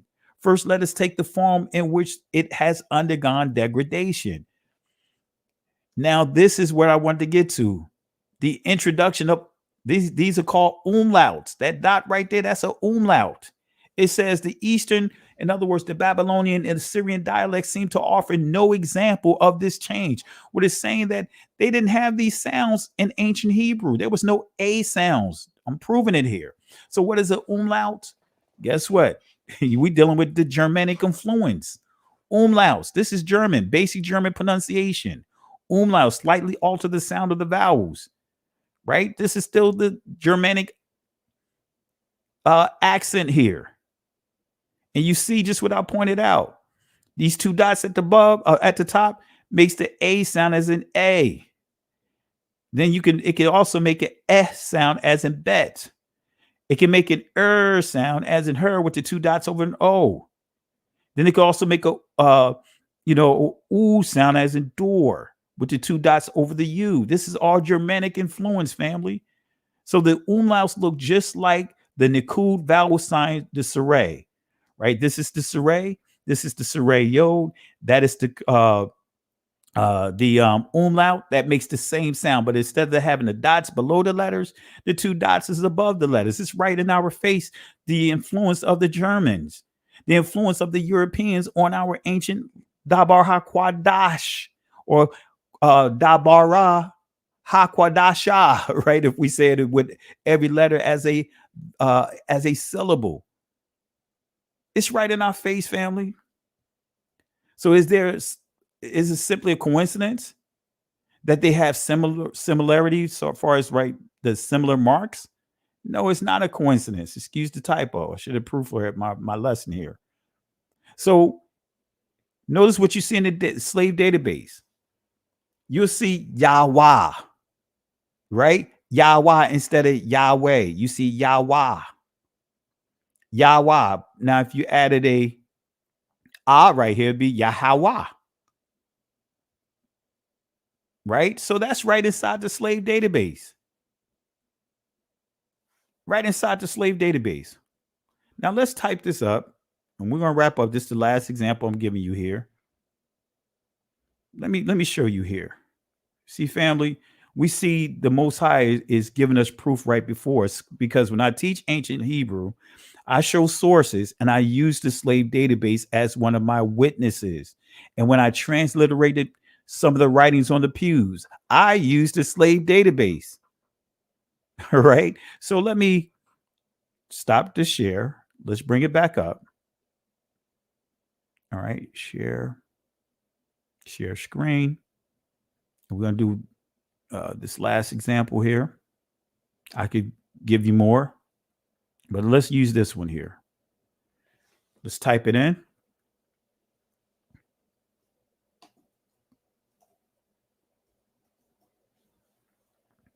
All right.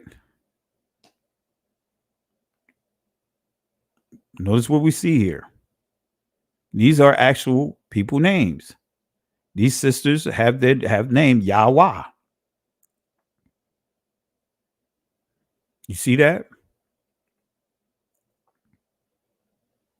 And actually, in my presentation, that was right in the background. So I'm going to drop this inside the comment section, right?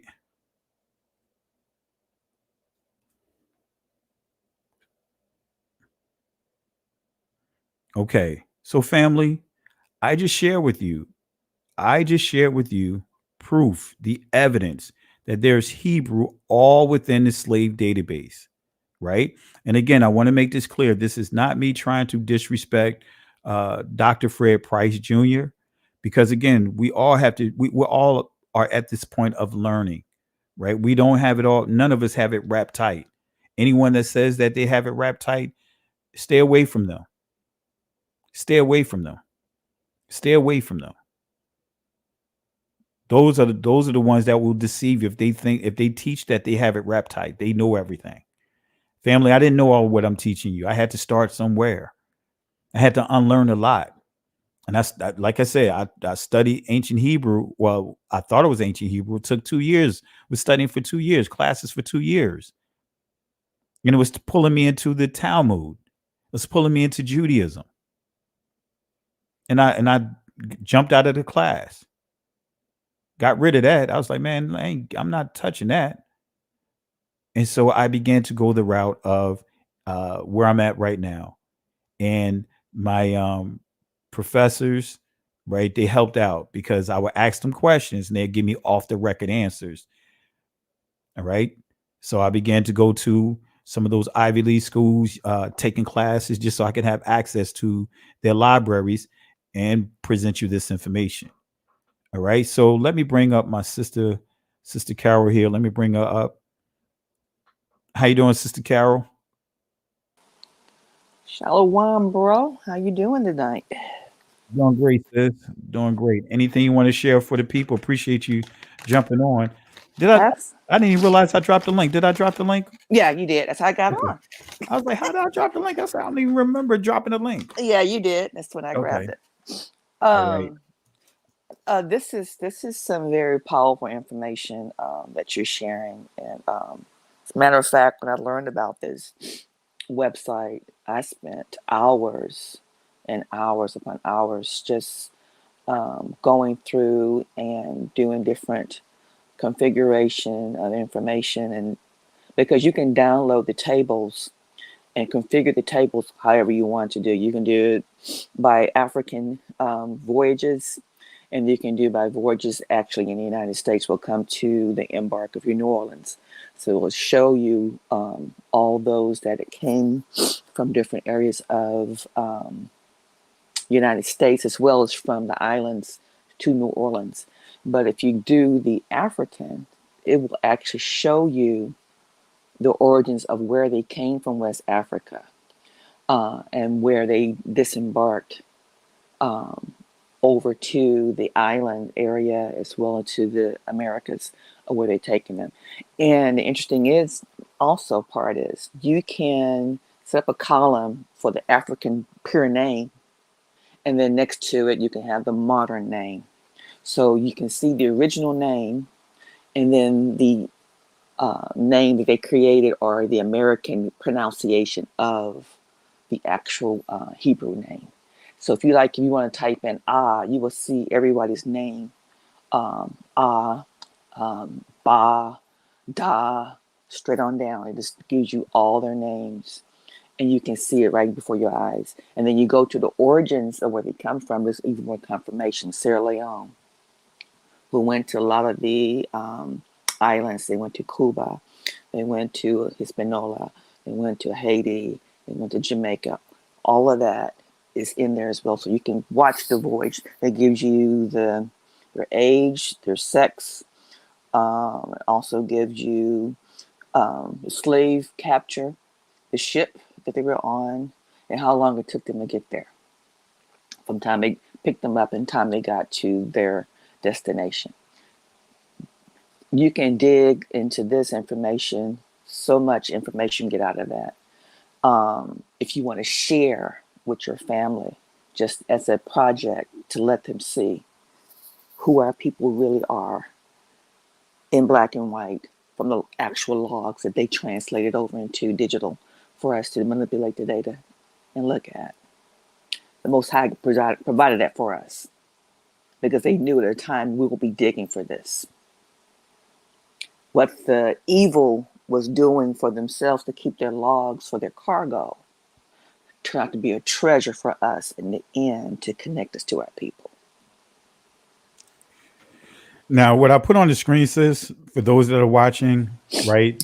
This is one of the many databases that I have. In this particular database, I really narrowed it down to pretty much, some of my searches down. But I actually downloaded the database, and I'm showing it just so that way the people can see. To your point what you made, Let me see if I go to as you see here in this particular spreadsheet, there's almost 20,000 entries, right? So as you see, Freetown, Right. but let me take it to the top here, right? And what I'm going to do, I'm gonna get a little geek mode here. Let me just do something here with this presentation here. In Go ahead, geek sis. mode, that's you wake up geek mode. So I don't know why you say that. I You are can't hear geek you. mode. I can't hear you. I'm You hearing can't a hear lot me? of static. I'm hearing a lot of static. What about now? Oh, you heard me. I'm hearing a Geek lot of mode. static. I don't. I'm hearing static. You know, your sound is not coming in clear. Where is my Afro? What's my brother at? Afro. All What's right, his name? Afro Thunder. That's right. That's my All right, boy.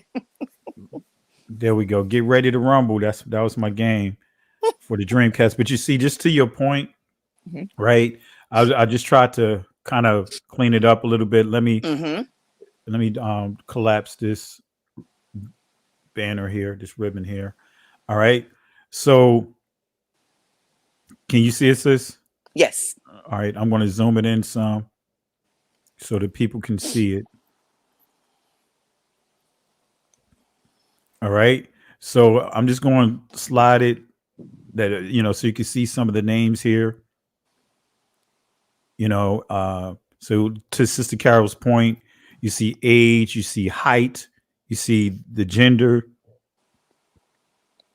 voyage ID, ship name, the date of arrival. All right. We see the port here. So you see this Freetown. All right. So, you see some of the things that she was pointing out. So if I did a search on here, and like I said, family, what you see here is stuff that I've been teaching for years. This is not something new. Sister Carol can tell you, I've been teaching Yes. this for years. Yes, he has. And some of my brothers and sisters, I actually shared this with them to give them proper clarity in the past. So let me see, search. Go ahead, sis. I was going to say, there's just hidden treasures that for us to go seek and find. Those who want to seek it will find it. Those who don't want to seek it will always stay hidden from it. And it's been there the whole time, just waiting for you to come find it.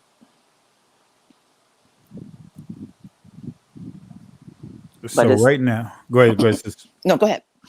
I'm just doing a search on Yah, for example. Right? Oops. Did I do it right? You did it on the name? Actually, I'll just do it that way. On the name column. That's what I did. All right. So, but what I wanted to do is try to just, I forgot the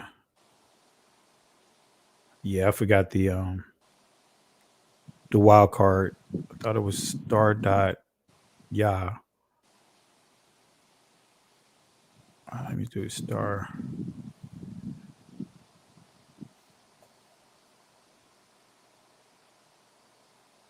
All right. Anyway, but we still see it. We still see the results. And as you can see, we're just typing in Yah. Right. But you still see Ia. Right. Because Ia, that still transliterates from Yah. We see Abba. Right. Father. Right. So you see Alam. These are Hebrew words here. Yes. Hebrew names. Adalaya. Ada Allah, right? Well, Adi Allah, Anahaya, Anoha, right? So again, I just wanted to show you, family, the spreadsheets, one of the many spreadsheets that I've downloaded, and this you got access to this as well. You could download this stuff for free. For free. And look at this here, right? Look at some of the names we see. We see Ebo, Hebo. Yep. Right. Remember some of those advertisements? Notice what we see, Hebo. Which is Ebo. Right. Right. Y'all see Hebo, Ebo's all up in here. Look at that. The website, everyone, is www.slavevoyage.org. I've seen people asking about the link. It's slavevoyages.org. I don't think it has an S on it. I think it's just voyage. And that's where I got this downloaded these spreadsheets from. Voyage, it is S. It's an S on the Yeah. end of voyages. So I'm not sure if they still allow you to download the Yeah, it does. spreadsheets. It allows. Yep, you can. You can download them. The download button is there for you to download it. So family, you see Igbos all here. Look at this, Igbos. Husa, Hausa, right? These are Israelites. Yep, our people. And when people, and what irritates me the most is when some of our people will state that this never happened, that there was no such thing as a slave trade, and that there's no logs, and that none of this existed, which is the most idiotic and insane thing anyone from our community should ever come out their mouth. Yeah, unfortunately, sis, a lot of these, they float with the wind. Yes. And I can understand from a perspective of many don't trust the Caucasians or what they've done to our people. A lot of them are dealing with hurt. But when you start getting to a place that you start insulting our ancestors, saying that this didn't exist, that tells you the motives, the agendas of these people, especially the ones that created this. They're building up their platform. They're trying to give you what they think is something new or no one's ever talked about and all this other stuff. They're trying to come up with this new revelation. No, family, I'm not receiving that. Yeah, you have a handful compared to our overall community that may be descendant, that may have a father or a mother or great-great-grandmother that was a Native American, Aboriginal to this country. But that's a handful compared to the number of people that came in on these ships here.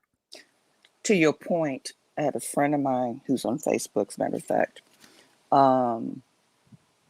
was just trying to convince me I was wrong, that we're Aboriginals to this country and blah, blah, blah. And she was an Aboriginal, blah, blah. So I told her, well, go do your DNA test and let's see what it says. Let's confirm. Because I already know what mine is. I did my DNA. Go do yours.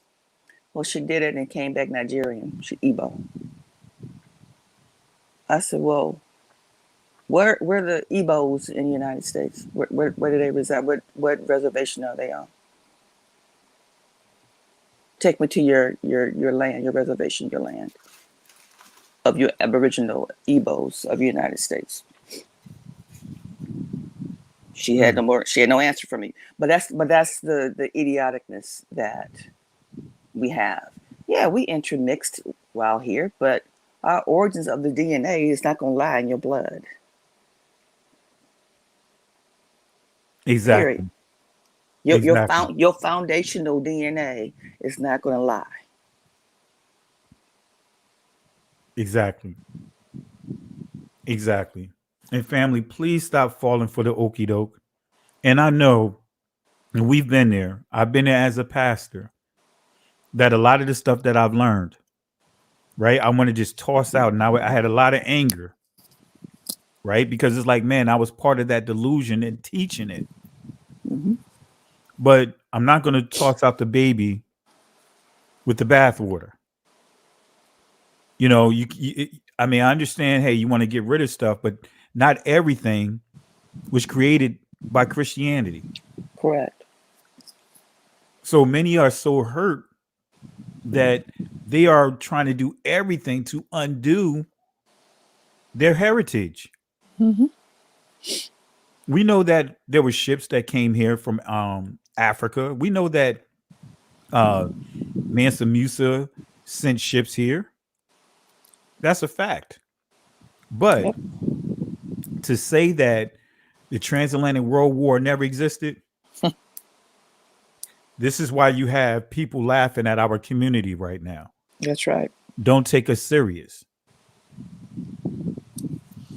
I mean, where the slave ships, do you know those slave ships were also pirate ships? Yes, cargo ships.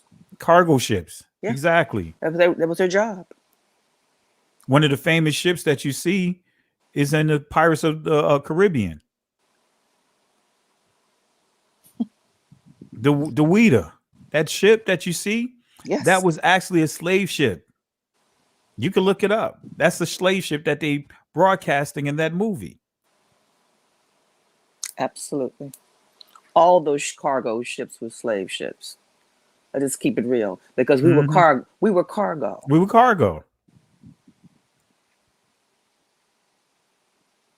And we just stopped the foolery with that.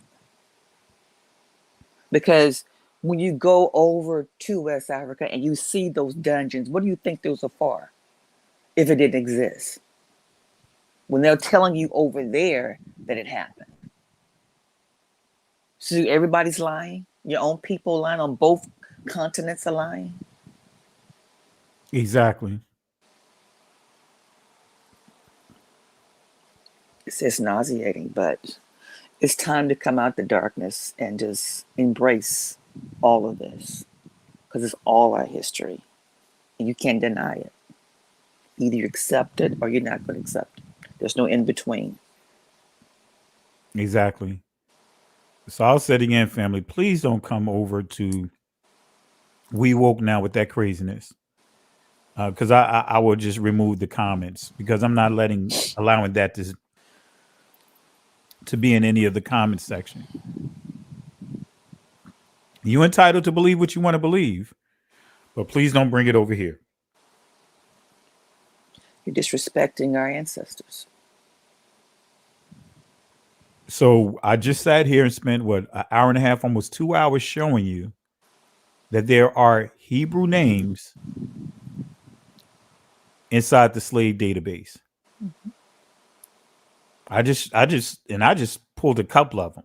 I could spend hours upon hours, but I want to do it in a way like show, for example, that article about some of the artifacts that had La Benaya on some of the artifact that was found that was just recently discovered that they say is like 4,000 or 5,000 years old at least. Mm-hmm. And you see that name in the slave database.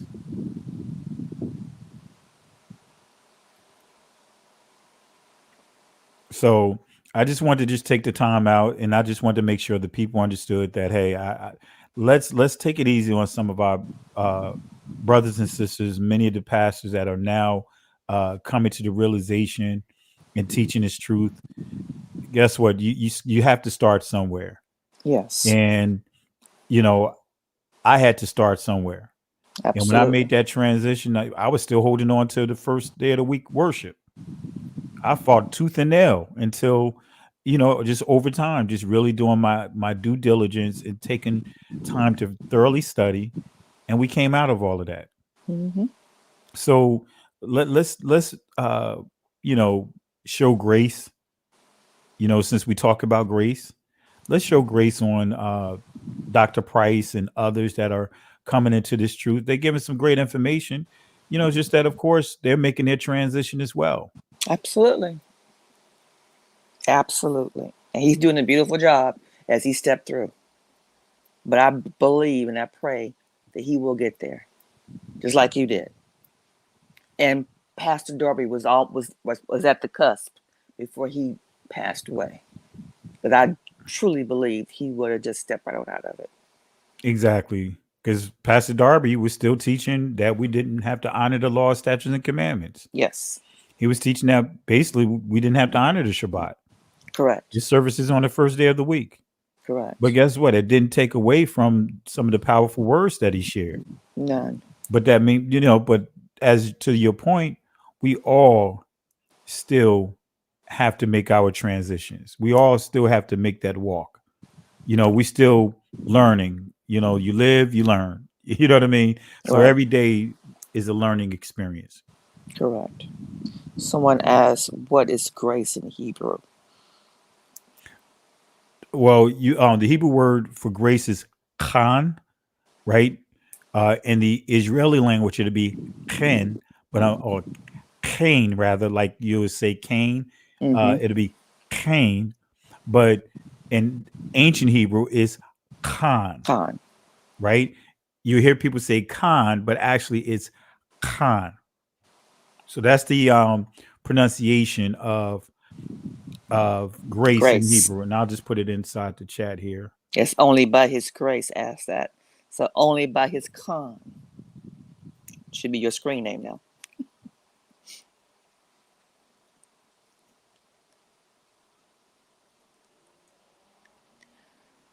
So much. Here. All right. So I put it in the chat for the person that asked the question. Not sure who asked it, but hope that helps. But any last words you want to share, sis, before we wrap up? Just to those who are new, that's in chat, that's listening or not typing in chat, just continue to read the Bible.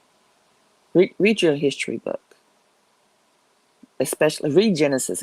If nothing else, read Genesis. Get Genesis down for yourself. Because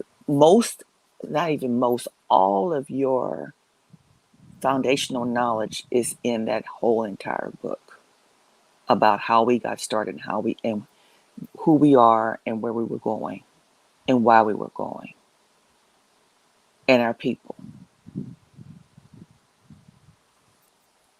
In order for you to do a proper transition from wherever you are in Christianity, that is going to be your focal point. It's understanding that book. You can't transition out until you learn Genesis. It's highly important. Before anything else, is to learn Genesis. I can't express that even more than to learn that book. Absolutely. One quick thing. Let me respond here real quick. Okay. The degree on the word is Khan, Ka, not Khan, Ka, and the Israeli pronunciation is Cain, right? So I'm using the letter. The letter that's there is the in the Israeli language is Chet, in the ancient Hebrew is Kaf, and it makes the Ka sound. Mm-hmm. So you when you hear me say Khan, that's the proper pronunciation of it. And then I thought I saw someone point to the Hebrew word akkad is actually akkad, right? Because it's a ka that's there inside the word. So it's akkad, which means one. It means together, right? The Greek is heis, but akkad for one, khan, right? For grace. Oh, sorry about that, sis. No, you're good. All right. But family, for me, as sis pointed out, my goal here in my prayer is that we go deeper in our studies, but we have grace, we have mercy on our brothers and sisters. You know, some that are coming in fresh, they're trying their hardest, but we don't need to be beating them up. No. You know, being couch or armchair quarterbacks. You know, most of you guys, I would say 99% of you guys don't have a ministry that you're leading. You know, it's a lot of pressure. It takes a lot. It takes a lot for a pastor to say that they were wrong to their ministry and then still teach and then properly teach to make that transition like I did. I had to tell them that I was wrong, not in everything, but I was wrong in some of the things that I saw, especially that Shabbat. That Shabbat hit me. So we didn't do the Easter and all that stuff, but we just didn't honor the Shabbat. We did not honor the Shabbat. So with that being said, anyone you want to throw in the garbage can as we wrap up, sis? Oh no, I don't have any garbage cans today. Surprise. Oh, take that back. The little boy I sent you. that wanted to be a killer today. Put him in that trash can. Bless his Yeah, heart. I put that inside. I uploaded that video actually. Yeah, I Mm. saw that. Yeah, we'll go ahead and give him the garbage can. Bless his heart. All right. And anyone that's putting out junk information, especially the thing of saying that the slave ships didn't exist or the transatlantic world war or slave trade didn't exist. I'm putting all that stuff. I'm putting all of that inside the trash.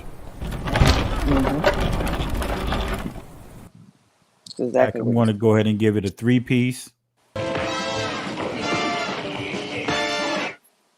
I'm going to give their order to go.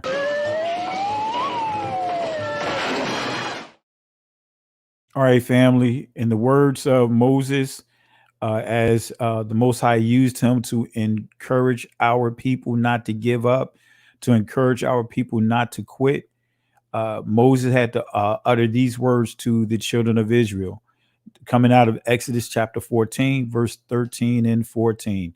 Fear ye not, stand still, and see the salvation of Yahweh. These Egyptians that you see here today, these strongholds that you see here today, will never have power over you ever again. The Most High will fight for you, but you have to hold your peace. Can't go back, can't stay here, keep moving forward. Shalom.